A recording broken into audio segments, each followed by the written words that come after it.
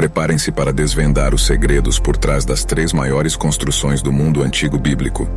Estruturas que desafiaram as habilidades humanas. Prepare-se para uma viagem fascinante rumo ao passado, enquanto desvendamos os mistérios por trás dessas proezas arquitetônicas e culturais. Antes da gente começar, não esqueçam de se inscrever e deixar o seu like. Isso é importante demais para o nosso canal. A Torre de Babel é uma história bíblica que aparece no livro de Gênesis. Essa narrativa é uma das histórias mais conhecidas da Bíblia e aborda temas como a diversidade linguística e a soberba humana. Após o dilúvio que devastou o mundo, o próximo incidente que afetou profundamente Deus foi a construção da Torre de Babel. As pessoas queriam construir uma torre que alcançasse a esfera dos céus de Deus, efetivamente desafiando os céus. De acordo com a narrativa bíblica, a Torre de Babel foi construída após o dilúvio, quando a humanidade estava se espalhando pela terra. Os descendentes de Noé, liderados por um homem chamado Nimrod, decidiram construir uma grande torre na cidade de Babel, ou Babilônia, na Mesopotâmia, com o objetivo de alcançar os céus e fazer um nome para si mesmos. Eles queriam construir uma torre tão alta que chegasse até Deus. Nimrod é uma figura lendária na Bíblia, mencionada no livro de Gênesis e Crônicas. Nimrod nasceu em um mundo recém-criado por Deus, após o seu julgamento que deixou o mundo antigo privado de muita vida humana e animal. Nimrod é uma figura importante em Gênesis e, de acordo com a Bíblia, ele fundou 2 dos impérios mais poderosos da história, a Síria e Babilônia. Nimrod, na Bíblia, era o bisneto de Noé pela linhagem de Cute. Apesar de suas habilidades de liderança, as ações de Nimrod afastaram muitas pessoas de Deus. No entanto, Deus viu a arrogância e a ambição desmedida dos construtores da torre e decidiu intervir. Para puni-los, Deus confundiu as línguas dos construtores, fazendo com que eles falassem idiomas diferentes de repente. Como resultado, os construtores não conseguiram mais se comunicar efetivamente entre si, o que levou ao abandono do projeto da torre. Eles se dispersaram pelo mundo, formando grupos com base em suas novas línguas e se estabelecendo em diferentes regiões. A história da Torre de Babel é frequentemente interpretada como uma lição sobre a importância da humildade diante de Deus e a consequência da arrogância humana. Ela também explica a diversidade linguística entre os povos da terra, de acordo com a tradição bíblica. Em Gênesis 5, somos apresentados a Noé pela primeira vez. Se não houvesse lacunas entre as gerações, Noé seria a 10ª geração após Adão. Como a única pessoa nessa genealogia cujo nome é explicado, sabemos imediatamente que Noé será uma figura significativa. De acordo com a narrativa bíblica, Noé era um homem justo que viveu em uma época em que a humanidade estava se tornando cada vez mais corrupta e ímpia. Deus decidiu destruir toda a vida na terra por meio de um dilúvio como punição por essa maldade, mas escolheu salvar Noé, sua família e representantes de todas as espécies de animais da terra. O projeto da arca foi dado por Deus. Gênesis 6, versículo 11 ao 16, a terra estava corrompida à vista de Deus, e a terra estava cheia de violência.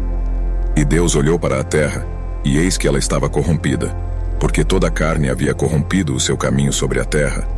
Então Deus disse a Noé: o fim de toda a carne chegou perante a mim, pois a terra está cheia de violência por causa deles.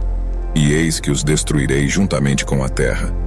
Faça para você uma arca de madeira de gofer.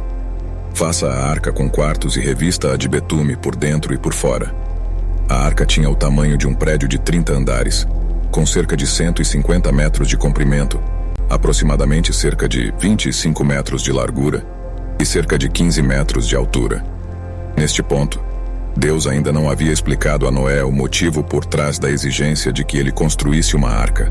A única coisa que Noé sabia até então era que Deus estava prestes a julgar a terra e que ele deveria construir uma grande arca. Como ainda não havia começado a chover na terra, é plausível supor que Noé ainda não estava ciente do que Deus tinha em mente, mas ele obedeceu. É possível que a arca tenha sido preservada por um longo tempo. Deus disse: toda criatura que há na terra morrerá. Noé recebeu de Deus um papel crucial na maior ação de julgamento e na maior ação de salvação que o mundo já havia testemunhado. Apesar do julgamento dramático que se aproximava, Noé e sua família seriam poupados do terrível julgamento que estava a caminho, como resultado da aliança. Além disso, Deus usaria Noé para preservar um pequeno número de cada tipo de animal, a fim de repovoar a terra com seres humanos e animais após o dilúvio. Quando foi dado a Noé esse trabalho impressionante para fazer, ele o fez. Não ouvimos falar dele reclamando ou se rebelando. Ele simplesmente obedeceu. Ele cumpriu as palavras e realizou uma quantidade incrível de trabalho ao longo de muitos anos. Mas Noé não se afastou do que Deus lhe disse para fazer. Noé percorreu o mundo, oferecendo a salvação na arca que o mundo inteiro rejeitou. Noé foi um pregador da justiça, mas parece que ninguém foi salvo durante seu ministério de 120 anos. Por fim, Noé andava com Deus, o que o coloca na mesma classe que seu bisavô Enoque. Isso implica não apenas uma vida obediente, mas também uma vida com um relacionamento vibrante e íntimo com Deus, como evidência de seu andar com Deus.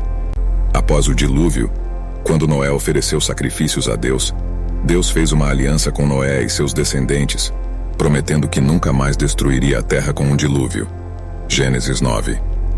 E por último, o templo do rei Salomão.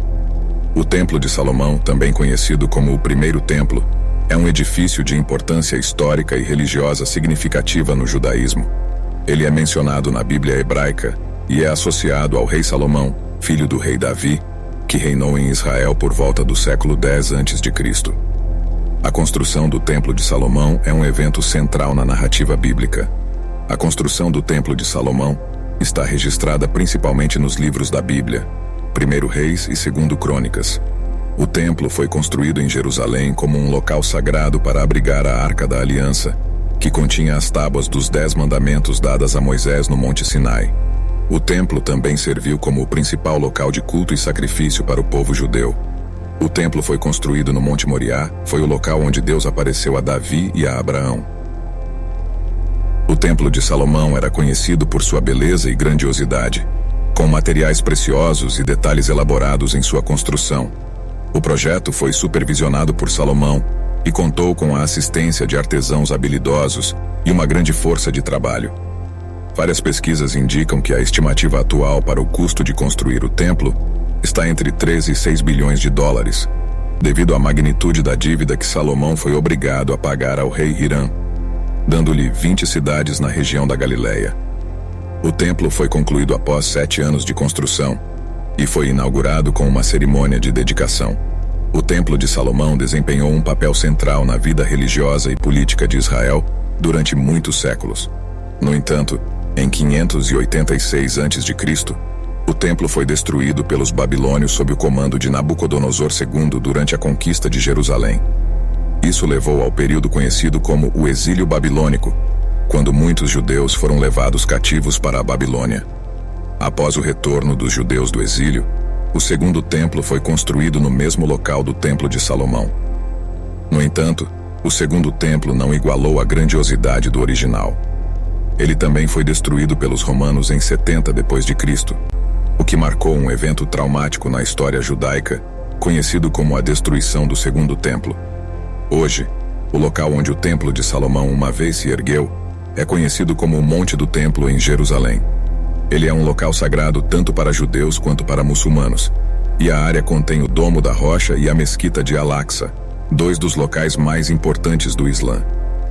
O local continua sendo um ponto focal de tensões e disputas geopolíticas na região do Oriente Médio. Nesta jornada, através das páginas da história bíblica, exploramos as maravilhas e mistérios da Arca de Noé, o majestoso Templo de Salomão e a intrigante Torre de Babel. Cada uma dessas histórias nos oferece lições profundas sobre fé, humildade e a relação entre a humanidade e o divino. Elas nos lembram que, independentemente de nossa crença religiosa, esses relatos desempenharam um papel significativo na formação de culturas e tradições em todo o mundo. A Arca de Noé nos ensina sobre a preservação da vida e a promessa de esperança após as tempestades. O Templo de Salomão representa a busca humana por conexão espiritual e o esforço para criar algo grandioso em honra ao divino. E a Torre de Babel nos alerta sobre os perigos da arrogância e a importância da diversidade. Que essas histórias continuem a nos inspirar a refletir sobre nossos próprios caminhos, desafios e aspirações. Independentemente de nossa fé, a sabedoria contida nessas narrativas atravessa o tempo e continua a iluminar nossas vidas hoje. Obrigado por nos acompanhar nesta viagem histórica e espiritual.